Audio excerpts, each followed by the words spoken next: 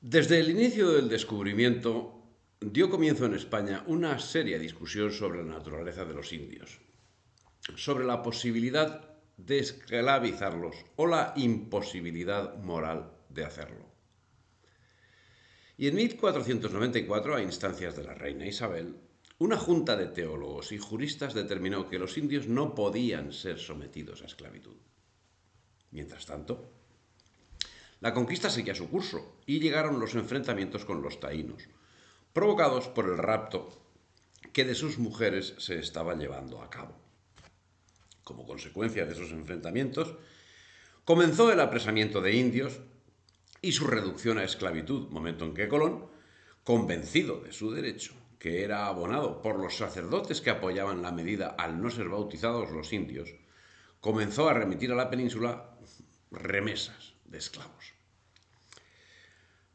Un fuerte que estaban construyendo junto al río Yaque, entre Cibao y la Isabela, fue atacado y 12 españoles murieron en el enfrentamiento. Esta fue la primera batalla importante de Colón en la Española. Como es natural, los españoles enviaron de inmediato una expedición de castigo desde la Isabela. Capturaron a muchos indios que engrosarían el mercado de esclavos de la metrópoli, dice Hug Thomas. Como consecuencia, con la anuencia o silencio de la corona, llegaron a la península varias remesas de esclavos y existen datos documentales que demuestran la existencia de esclavos indios en Canarias en los primeros años del siglo XVI. Ya en 1498 se habían recibido en Sevilla 300 esclavos, lo que completaba un total que se calcula en unos 2000. Fue en ese momento cuando la reina se indignó, pues ya había dado instrucciones al respecto. Y según cuentan los historiadores, manifestó: ¿qué poder tiene mío el almirante para dar a nadie mis vasallos? Colón tenía sus propios criterios y daba la sensación que las instrucciones de la corona no iban con él, que no le afectaban. El almirante y la corona seguían teniendo criterios distintos acerca del propósito de la conquista del Caribe. Para Colón lo ideal era que la española se convirtiese en una colonia comercial, en la que, aunque se fomentasen los cultivos castellanos para alimentar a los colonos, la misión principal fuese la explotación de los productos primarios, yacimientos de oro, el algodón, los tintes, las especias y los esclavos. Pero los monarcas, al comentar este nuevo viaje ante representantes de distintas ciudades, justificaban la colonización de la Española y de otras islas que están en las llamadas Indias, porque así se sirve a nuestro Señor, propagamos su santa fe y ampliamos nuestros reinos. Finalmente, las razones morales y teológicas indujeron a que la reina prohibiese tal actuación mediante decreto firmado el 20 de junio de 1500, por el cual, además, se decretaba la puesta en libertad de los esclavizados hasta el momento, así como su vuelta a América, lo que efectuaría en la flota de Francisco de Bobadilla, quien remitiría encadenado a Cristóbal Colón a la península tras desposeerle de su cargo de virrey, y al tiempo daban poder e instrucciones a Nicolás de Obando para instaurar un ordenamiento jurídico de indios en el que fuesen tratados como hombres libres, vasallos de la corona. Sería el inicio de la encomienda en América.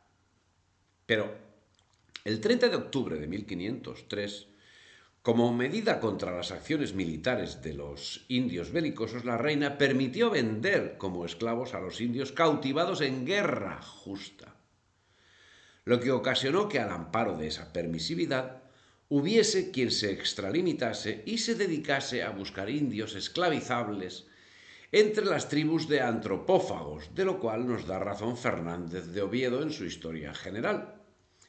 En la misma señala: el rey mandó a Pedra Arias que, sin estorbo de su derrota e camino para el Darién, y si se pudiese hacer, tocase en ciertas islas y puertos del Caribe así como Santa Cruz y Caira y Cartagena y Caramari y Codego y las islas de Barú y San Bernardo, islas de Arenas e Isla Fuerte, que estaban declarados por esclavos muchos antes, por razón que comen carne humana en todas esas islas y puertos que digo, y por el daño que habían hecho a cristianos y a otros indios vasallos del rey. En ese mismo orden, el 23 de diciembre de 1511, fueron reconocidos como caníbales los nativos de Trinidad y se decretaba que era lícito hacer esclavos a quienes comiesen carne humana, a quienes cometiesen canibalismo. Al amparo de esta misma permisividad, en 1514 Francisco Hernández de Córdoba, con Bernal Díaz del Castillo, se habían asociado para realizar nuevos descubrimientos. Diego Velázquez, gobernador de Cuba, protector y amigo de Bartolomé de las Casas, aportó un tercer navío, con la condición de que realizasen un primer viaje para capturar indios y hacerlos esclavos. Dice Díaz del Castillo, y desde que vimos los soldados que aquello que nos pedía el Diego Velázquez no era justo, le respondimos que lo que decía no lo manda Dios ni el rey, que hiciésemos a los libres esclavos, y desde que supo nuestro intento, dijo que era mejor que no el suyo en ir a descubrir tierras nuevas que no lo que él decía, y entonces nos ayudó con cosas para el armada. En el curso de estas expediciones se produjeron actos que no podían ser pasados por alto por la corona, lo que acabó con la intervención de la Audiencia de Santo Domingo, que acabó condenando a prisión a varios expedicionarios. El asunto se resolvería incluyendo religiosos en la tripulación de las nuevas expediciones. Ellos, los religiosos, serían los encargados de controlar que el respeto a las leyes se llevase a cabo de forma literal, denunciando los abusos que pudiesen producirse. Habían pasado 14 años desde que las de Bobadilla y Obando parecían haber puesto coto al asunto, pero evidentemente solo había sido un coto parcial. Quedaría su acción así como la primera actuación legal en defensa de los indios llevada a cabo por la corona. Pero las acciones paralelas y contrarias que generó señalan que no sería la única.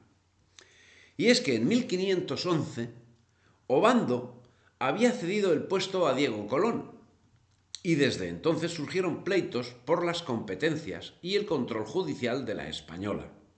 Y a partir de ahí, desconfianza de la corona que incrementó la utilización de su principal arma, las visitas, decantando incluso la gobernación a miembros del clero, en concreto de los jerónimos, que comenzarían a detentar cargos en la gobernación con facultades especiales para suspender a oficiales reales. Esos principios quedaron refrendados en múltiples ocasiones, mediante cédulas y leyes reales. En los años 1523, 1526, 1528, 1530, 1534, 1542, 1543, etcétera, etcétera, etcétera. El 30 de octubre de 1505, la reina hizo en Segovia una importante declaración respecto a españoles e indios en el Nuevo Mundo, mediante un mandato dirigido a los futuros monarcas Felipe y Juana. Este mandato tenía por objeto que el rey, mi señor, y yo, para garantizar que todo aquel que viva en las islas y en la tierra firme de la mar océana, bueno, un modo bastante extraño de expresarlo, pero eran tierras nuevas recién descubiertas, que cada uno, llegue a ser cristiano y se convierta a nuestra fe católica. Hemos enviado una carta estipulando que ningún miembro de nuestra administración se atreva a hacer prisionero a ningún indio que habite en esos territorios, ni a traerlo a nuestros reinos, ni a llevarlo a ningún otro. Y las discusiones crecían. Y en 1512 dieron lugar a la creación de las leyes de Burgos, donde nuevamente se proclamaba que los indios no debían ser sometidos a la esclavitud, ya que no respondían a la definición aristotélica de la ley natural. Tampoco se les podía combatir por motivos religiosos o culturales. Lo que no estaba permitido hacer con los cristianos no se podía hacer con los infieles. En su redacción, los legisladores expusieron diversos y concordantes puntos de vista. Así, Fray María de Paz expuso un tratado en el que expresaba la injusticia de una guerra basada en los simples deseos de dominar y justificaba que, llegados al punto de guerra justa, aquellos se enfrentasen militarmente, por lo que, una vez vencidos, no podrían ser esclavizados y sí tratados como vasallos. Tendrían que trabajar por un salario justo y deberían atender el pago de impuestos como los demás vasallos. Otro gran jurista, Melchor Cano, dejaría sentado que los indios no podían ser esclavizados, dado que la naturaleza no crea razas de esclavos ni razas de señores. El jurista es tajante. Todos los pueblos son jurídicamente iguales. Bartolomé de Carranza reconocía a los pueblos americanos como miembros iguales de la comunidad internacional y afirmaba que los indios no podían ser entendidos como objeto comercial. Las leyes se redactaron en medio de unas exposiciones que salvaguardaban la dignidad y el derecho de los indios, a quienes se les reconocía su pertenencia a la raza humana y que, como personas, tenían derecho a la vida y a la dignidad, reconociendo explícitamente que, independientemente de su raza, todos los hombres son iguales. Si te ha gustado el vídeo, dale me gusta, difunde y suscríbete al canal.